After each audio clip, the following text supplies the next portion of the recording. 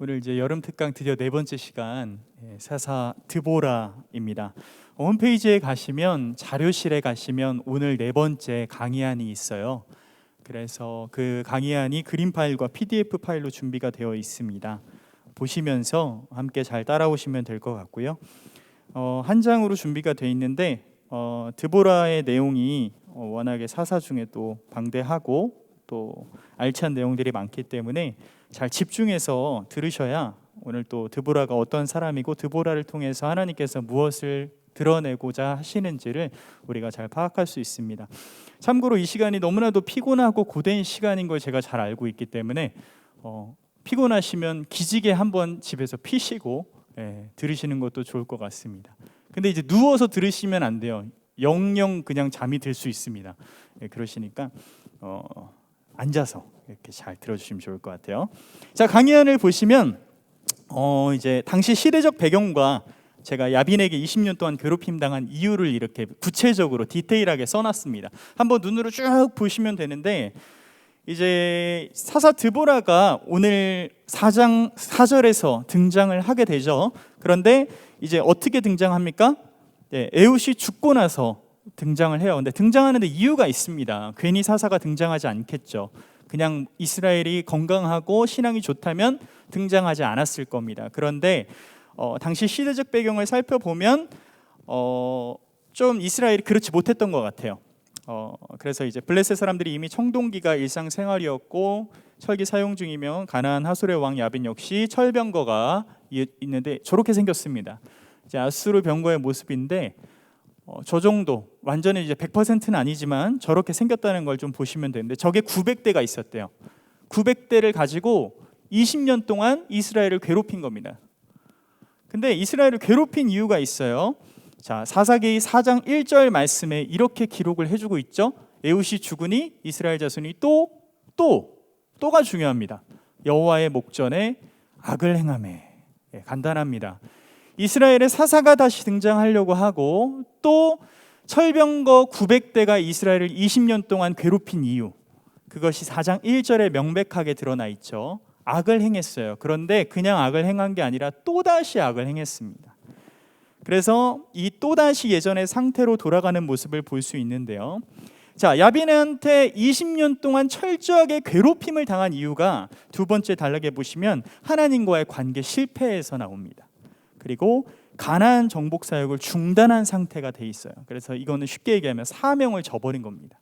하나님 주신 사명이 있는데, 그리고 이제 우상 숭배, 자기 행복과 세상의 가치를 더 사랑하는 거예요. 그래서 더불어 그들과 혼인하기 시작하고 그들의 문화를 받아들이기 시작합니다.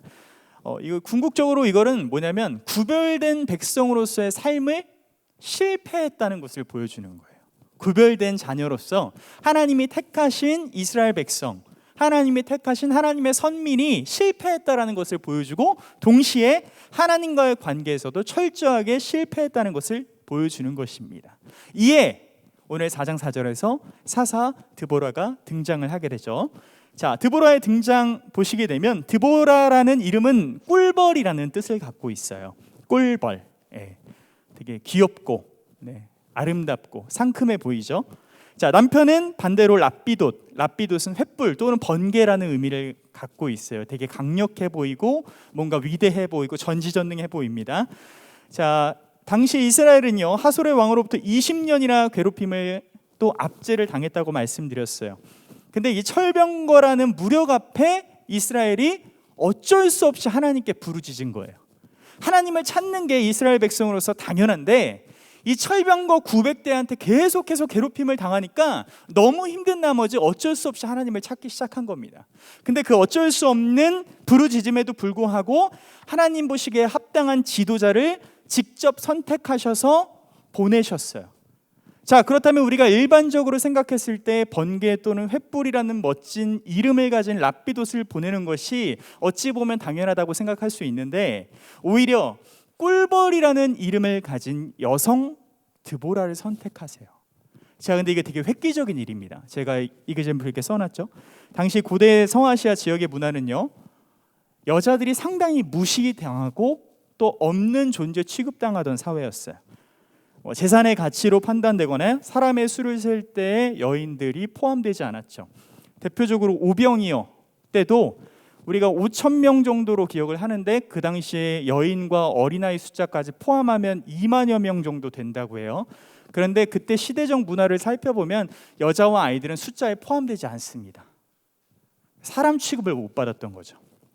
그래서 이 여성이 존중되지 않았던 사회라는 것을 짐작해 봤을 때 여성이 사사로 세워진다는 것은 상당히 획기적인 거예요. 전무후무한 일인 겁니다. 자, 근데 이 드보라가 베냐민 지파에 속한 여성이고요. 자, 드보라가 조금 특이한 게 있어요. 다른 사사들이랑 다르게. 자, 오늘 4장 4절에 등장하는 모습을 보게 되면 뭐라고 표현합니까? 네, 선지자라고 표현을 하고 있어요. 선지자. 자, 선지자가 뭡니까? 하나님의 영을 받고 하나님의 마음을 알고 하나님의 뜻을 전하는 사람이죠. 자, 그래서 4장 5절에서 이 드보라가 하나님의 뜻에 따라 어떤 선택을 해야 될지 일일이 이스라엘 백성에게 재판을 해줘요. 하나님의 말씀을 통해서. 자, 그런데 특이한 점이 뭐냐면 당시 대부분의 사사들, 드보라가 등장하기 전까지 사사들은요, 전쟁에 주로 관련이 되어 있었어요. 전쟁이랑만 관련이 돼 있었어요. 그래서 전쟁을 통해 이스라엘을 구원했어요. 그런데 이와는 다르게 드보라는 조금 다릅니다. 뭐에 기초해요? 하나님의 말씀에 기초합니다. 그래서 무엇이 옳고 무엇이 좋지 않은지를 판단하는 역할의 성격이 강했던 선지자가 바로 드보라예요. 즉 말씀을 통해 바른 길인지를 재판하고 이스라엘 백성을 진리의 길로 인도한 사사가 바로 드보라라는 사실입니다. 자, 앞서 나타났던 사사들과 좀 상반되는 모습이죠.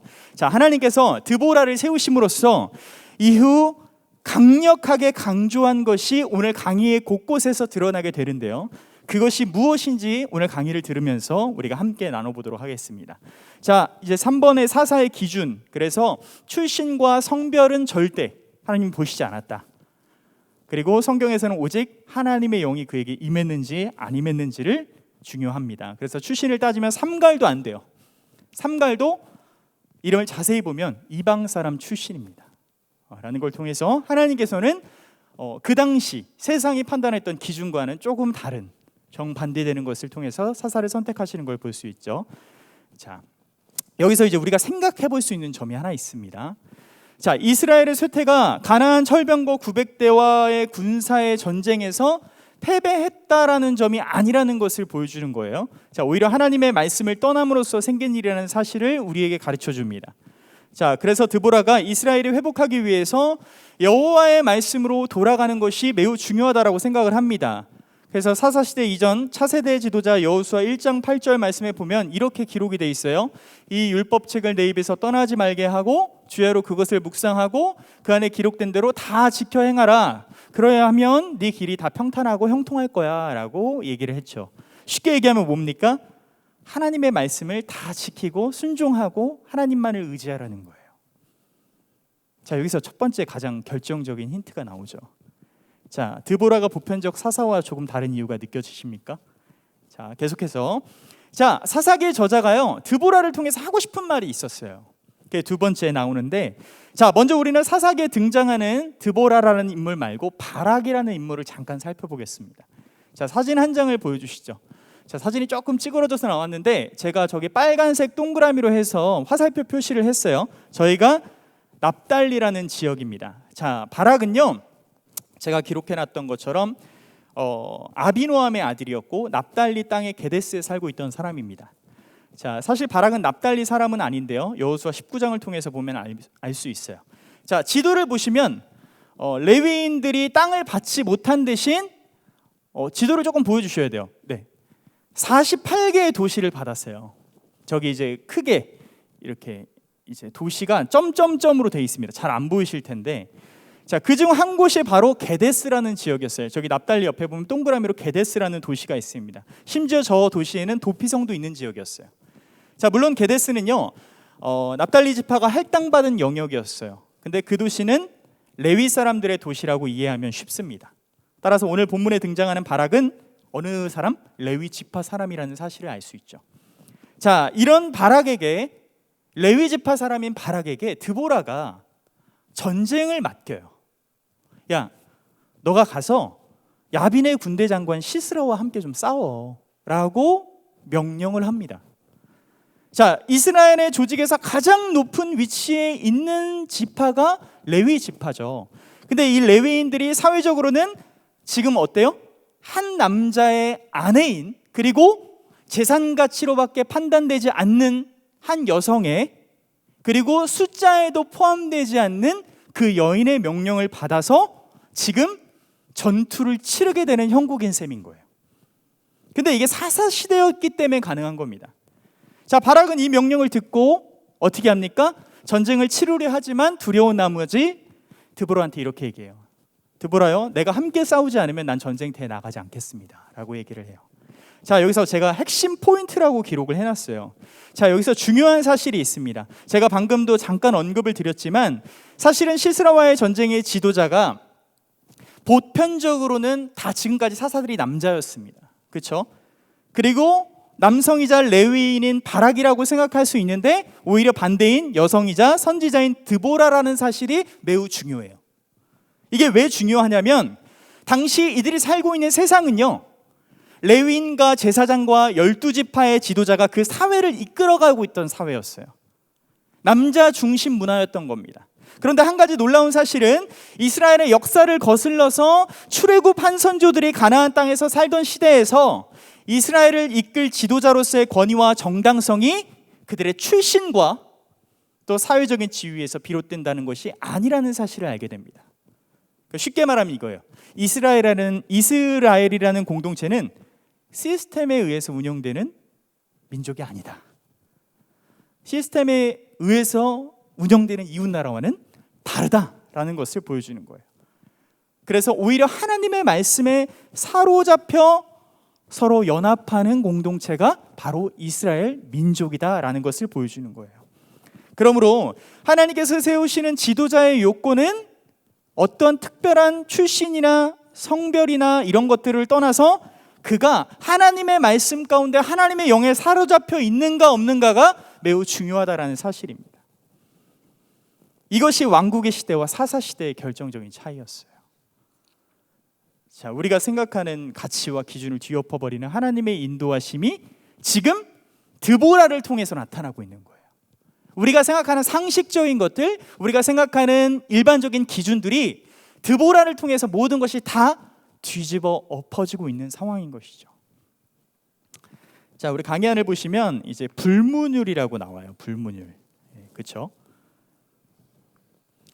이 불문율이 나오게 되는데 첫 번째로 어떤 의미가 담겨져 있냐면 반드시 산 위에 이제 진을 쳐야 된다는 거예요. 자, 드보라가 이제 치르는 전쟁이 어떠한지를 이제 보여주는 건데요. 자, 이스라엘 사람들이 블레셋 또는 가나안 사람과 전쟁을 하면 반드시 지켜야 하는 불문율처럼 지켜야 하는 원칙이 한 가지 있었어요. 그게 뭐냐면 산 위에 진영을 꾸미는 거였어요. 산 위에. 그러니까 지금 위치가 다볼산이니까 다볼산 위에. 평지는 안 돼요.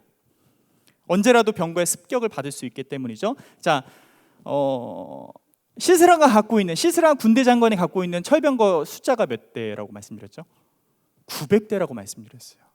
그러니까 평지에 진을 치게 되면 어때요? 900대가 한 번에 달려 들어오는 겁니다. 그러니까 언제라도 병거의 습격을 받게 때문이죠. 당시 이스라엘 사람들은요, 아직 병거를 갖추지 못했어요. 오히려 사무엘하 8장 4절에서 이렇게 기록을 하죠. 다윗이 하닷에셀과의 전쟁에서 병거 탈취를 하고요. 또 열왕기상 10장 26절에 이르러 솔로몬 시대에 드디어 1400대의 병거가 있었다는 것을 알려줍니다. 따라서 사사 시대에는 이스라엘에게는 병거가 없었다는 걸 보여주는 거예요. 자, 그래서 병거로 인한 평지 싸움은 피해야 된다라는 사실을 보여주는 겁니다. 자, 사진을 보시면 저기 이스라엘 골짜기가 보이시죠? 이스라엘 골짜기, 그렇죠? 자, 다볼산은 이스라엘 골짜기 한가운데 있는 산이에요. 한가운데. 자, 골짜기라고 부르지만 갈릴리 산지와 사마리아 산지가 사이에 끼어서 가나안 땅을 동서로 나누는 분지라고 생각하시면 됩니다. 자, 그 길이가 무려 대략 65km 정도 됐어요. 65km는 저희 계명교회에서 출발해서 평택 1호선역까지라고 보시면 됩니다. 엄청 멀죠? 별로 안 멋인가 봐요. 네. 평택 1호선역까지. 그러니까 어마어마한 평야인 거예요. 그래서 당시 병거가 없는 이스라엘은요, 내려가서 싸우면 엄청 불리한 상황인 거예요. 치명적인 약점을 안고 싸울 수밖에 없는 상황이었어요. 자, 골짜기 한가운데 있는 다볼산이 해발 575m 정도 된다고 합니다. 자, 다른 산들과는 달리 모양이 좀 독특하고 높아요. 그래서 멀리서 보는 것도 가능하고 훨씬 경사가 급해서 병거가 오를 수도 없고 또 병거가 내려갈 수도 없는 불가능한 산이었습니다. 그래서 많은 수의 군인들이 진영을 갖추고 전열을 정비하기에는 안성맞춤의 장소였죠.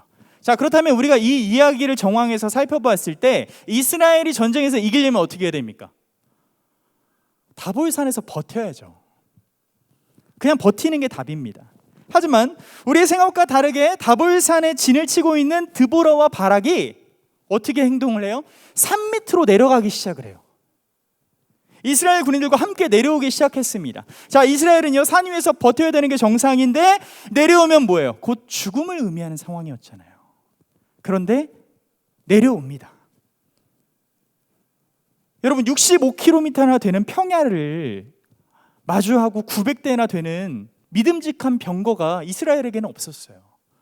이거는 정말 목숨을 내놓는 상황이나 다를 바가 없었습니다. 시스라는요, 애초에 이 전쟁을 시작할 때 장기전이 될 수도 있겠다라는 생각을 아마 했을 겁니다. 시스라가 보아도 이스라엘이 승리하는 방법은 다볼산에 의존하는 것이었고 병거가 산에서는 그다지 활용적이지 못할 거라는 사실을 너무나도 잘 알고 있었기 때문에 이스라엘 저 녀석들 분명히 저 다볼산에서 내려오지 않을 거야 라고 생각을 했어요. 그런데 상대편 군대 장관의 일반적인 생각과 잔뼈에서 굵은 전쟁터에서 굵은 그 잔뼈의 그런 모든 경험들을 지금 깨부수는 상황이 눈앞에 다 펼쳐진 거예요. 이스라엘 군대가 다볼산 아래로 다 내려온 겁니다. 시스라가 아마도 드보라를 얕잡아 봤을 거예요. 어쭈? 여성인데다가 듣도 보도 못한 여성 선지자라고? 꿀벌이라는 닉네임을 가진 겨우 경험 전투도 없는 그런 여성이 감히 지금 내려와서 우리와 전쟁을 하겠다고? 자, 그런데 3번에 보시면 이스라엘 골짜기의 특징이 있어요. 특징 매우 중요합니다. 건기와 우기 때 모습이 완전히 달라지는 곳이 바로 이 이스라엘 골짜기예요. 자, 이 지역은 원래 물이 많대요. 물이 얼마나 많냐면 성경에도 이스라엘 평야에 있는 기손강이 사사기 4장 13절에 나오는데 이 기손강은 마치 사람 몸에 실핏줄처럼 다 뿌려져 있는 강가입니다. 비록 농수로 같은 강이지만 그만큼 물이 풍부하고 비옥하다라는 뜻이죠. 자, 그런데 우기가 되면 이 땅 전체에 어떻게 돼요? 물이 올라오는 거예요. 땅이 머금고 있는 물이 워낙에 많다 보니까 우기 때 물이 올라옵니다.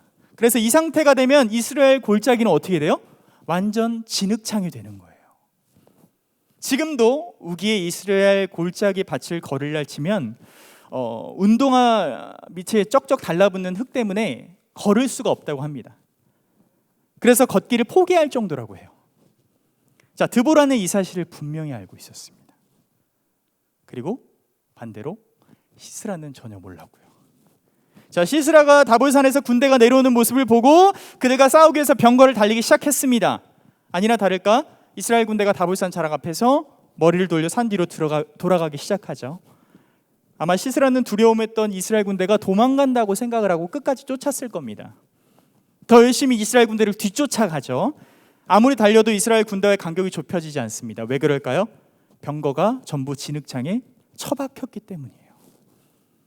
그야말로 기손의 물결이 땅을 적시고 병거들을 꼭 붙잡고 있는 듯이 꿈쩍하지 않았다는 거예요. 그 사실이 사사기 5장 21절에 나옵니다. 기손강은 그 무리를 표류시켰으니 이 기손강은 옛강이라 내 영혼아 내가 힘 있는 자를 밟았도다. 아멘. 이미 전차가 무용지물이 되었어요. 자, 그렇다면 두 번째 방법이 있겠죠. 어떻게 합니까? 내려서 싸우는 거예요. 자, 그런데 제가 말씀드렸어요. 가나안 땅에는 뭐가 발달이 돼 있다고? 철 갑옷을 입은 병사들이 내렸습니다. 그럼 어때요? 몸이 진흙창에 빠지면서 그 철이 더 부담이 되고 무겁겠죠. 못 움직이는 거예요.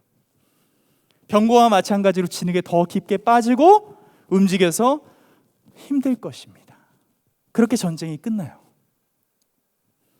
시스라는 이후 야엘의 장막으로 도망을 가게 되고 야엘은 그런 시스라를 먹여주고 입혀주고 재워줍니다. 그리고 그가 잠이 든 사이에 시스라의 관자놀이에 말뚝을 박아버리고 그를 죽이게 돼요. 그리고 곧이어 이 모든 승리의 주역이 드보라와 바락의 노래를 통해서 여호와 하나님께서 하셨다라는 사실을 사사기 5장 전반적으로 노래를 부르며 승리의 주역이신 여호와 하나님을 찬양하는 거예요.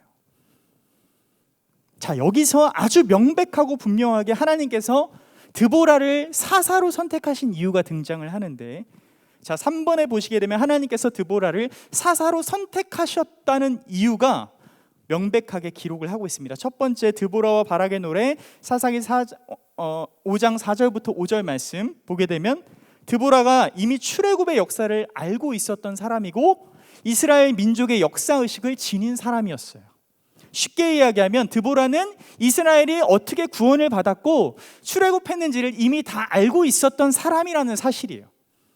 이 말은 하나님이 어떤 분인지를 잘 알고 있었다라는 겁니다. 자, 선지자들의 역할은요, 이스라엘이 잊고 있던 율법을 다시 기억하게 하고 그들의 현재와 현실을 직시하게 함으로써 과거와 역사를 통해 미래를 내다보며 궁극적으로는 과거의 반성을 통해 현재를 바꾸고 또 더 나아가서는 미래까지 바꾸게 하는 것이 당시 선지자의 역할이었어요. 역사의식을 너무나도 잘 알고 하나님이 어떤 분인지를 매우 잘 알고 있던 드보라는 하나님의 말씀을 통해서 이스라엘이 어떻게 걸어가야 될지를 분명히 알고 있었던 사사였습니다. 그래서 드보라는 지금 이스라엘이 겪고 있는 이 고통과 고난이 옛 선조들이 출애굽 당시 우상 숭배를 통해 하나님으로부터 징계를 받았던 때와 다르지 않다라고 알고 있었던 것이죠. 그래서 사사기 5장 8절 말씀에 보면 이렇게 기록이 되어 있습니다. 무리가 새 신들을 택하였으므로 그때 전쟁이 성문에 이르렀으나 이스라엘의 4만 명 중에 방패와 창이 보였던가. 자, 하나님께서 드보라를 선택하신 이유를 조금은 아시겠습니까? 자, 이스라엘이 앞서 만났던 사사들과는 다르게 전쟁을 통해 하나님께서 구원하셨던 것을 통해 이제는 본질로 돌아가기를 원하시는 하나님께서 드보라를 세우심으로써 말씀을 통해 여호와 하나님이 어떤 분인지를 나타내고 보여주기를 원하셨다는 사실이에요. 드보라는 이 말씀으로 돌아가야만 이스라엘이 온전히 회복될 수 있다는 사실을 누구보다도 잘 알았습니다. 그게 어떻게 행하셨고 하나님께서 어떻게 이스라엘을 구원하셨고 우상 숭배 당시에 하나님께서 그들을 어떻게 심판하셨는지를 누구보다도 드보라가 잘 알고 있었기 때문에 하나님께서 드보라를 선택하셔서 그가 출신이 어떻고 성별이 어떻고 이런 걸 다 떠나서 당신의 종으로 사용하신 거예요.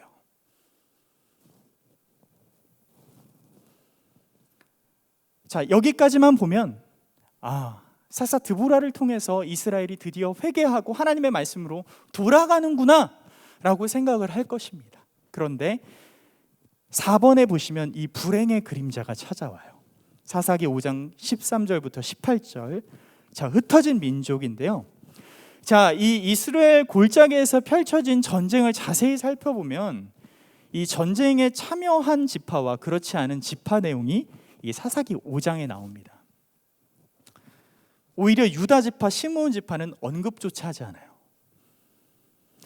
여러분, 사실 사사 시대는요, 맨 처음 서두에 제가 말씀드렸던 것처럼 끝나지 않은 정복 전쟁의 시대예요.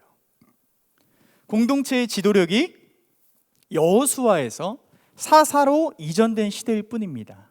쉽게 얘기하면 아직 이스라엘에게는 사명이 남아있다는 거예요. 따라서 이스라엘의 12지파의 사명은 그것을 다 이룰 때까지 사라지지 않아요. 하나님께서 땅의 경계를 나누어 주시고 각 지파에게 주신 것은 땅만이 아니라 그 땅을 함께 정복해야 될 사명까지 동시에 주셨어요. 따라서 지파 혼자 감당할 몫이 아니라는 것을 보여준 것입니다.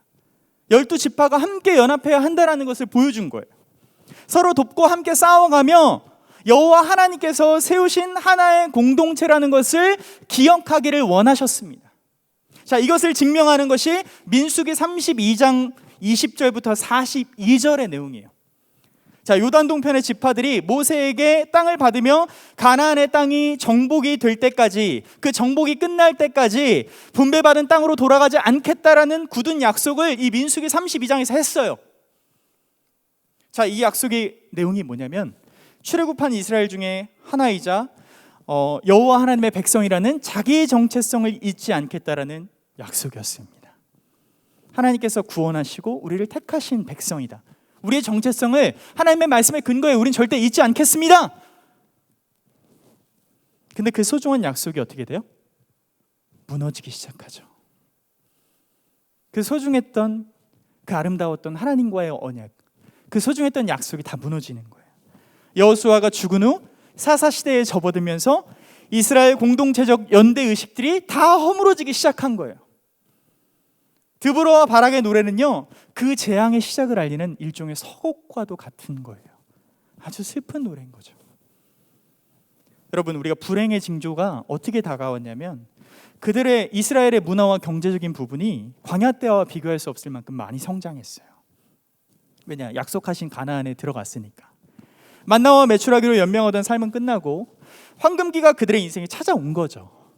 동시에 이스라엘이 풍족해진 만큼 간절하고 하나님만을 의지했던 신앙이 점점 사라지기 시작했다는 겁니다. 여호와를 저버린 거예요.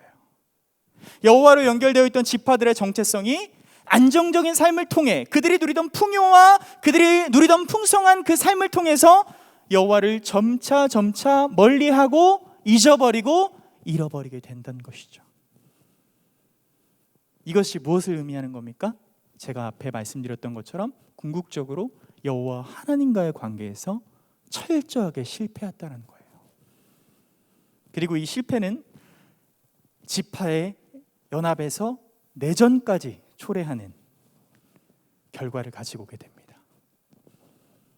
드보라의 노래는요, 앞으로 이스라엘이 더욱더 정말 슬프고 안타깝게도 더욱더 하나님을 잊고 살게 될 불행을 노래로 표현하고 있는 거예요. 하나님의 말씀을 온전히 전달하고 하나님의 말씀으로 회복시키려고 짜잔하고 등장했던 드보라를 통해서 뭔가 회복될 것처럼 보였던 그들의 기미가 아니 오히려 이제 더 불행해질 것을 예고하고 있는 거예요.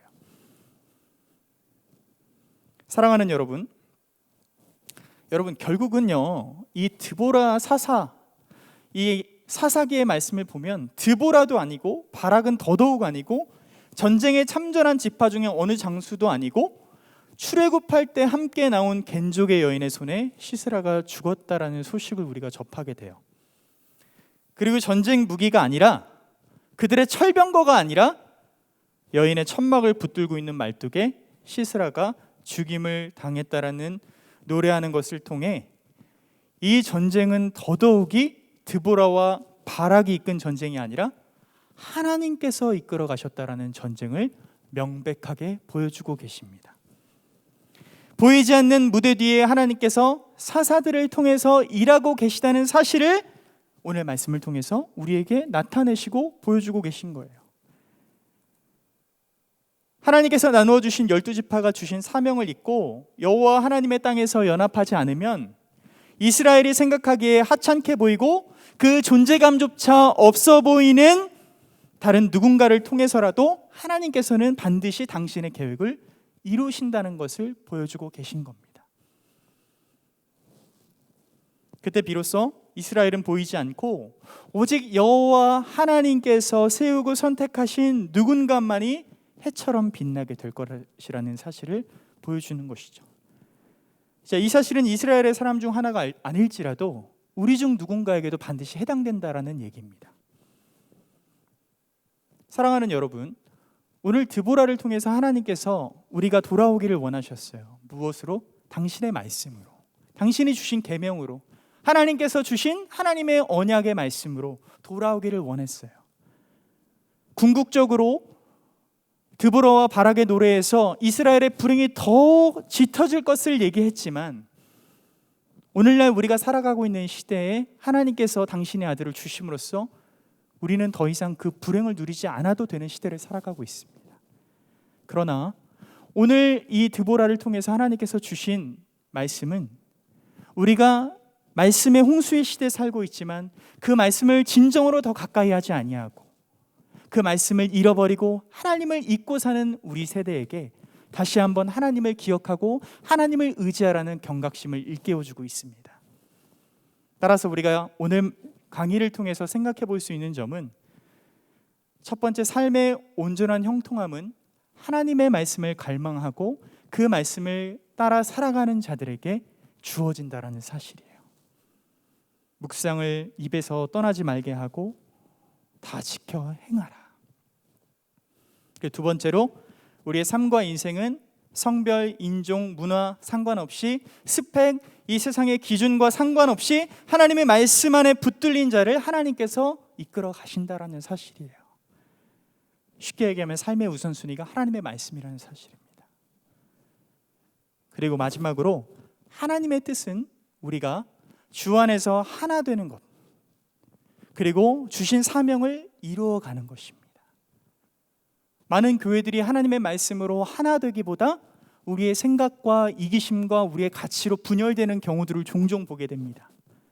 그러나 하나님의 말씀 안에 붙들려 있는 교회는 그 말씀을 사랑하기 때문에, 하나님의 뜻이 무엇인지 알기 때문에 머리 대신 그리스도께 순종하는 마음으로 서로 하나 되기를 힘쓴다라는 것이죠.